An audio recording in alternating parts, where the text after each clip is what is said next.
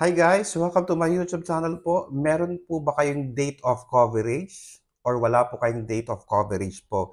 Tandaan po natin na pag wala po tayong date of coverage sa SSS, hindi po tayo makaka-receive ng mga benepisyo galing sa SSS. Lalong-lalo na po kung tayo po ay magpa-file ng ating SSS loan or SSS pension, hindi po natin makukuha yon dahil wala po tayong date of coverage. Okay? So, i-check po nating mabuti ang ating records, details po natin sa SSS kung meron po tayong date of coverage. Na-mention ko na po ito nung nakaraang mga videos ko po, pinaka-importante rin po ang date of coverage guys. So i-check nyo mabuti.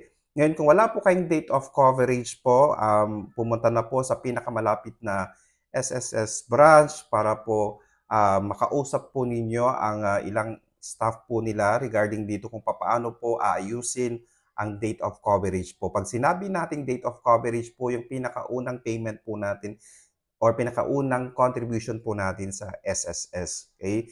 May mga instances po kasi na nangyayari na wala pong date of coverage. Ngayon, nagpa-file siya ng kanyang SSS loan.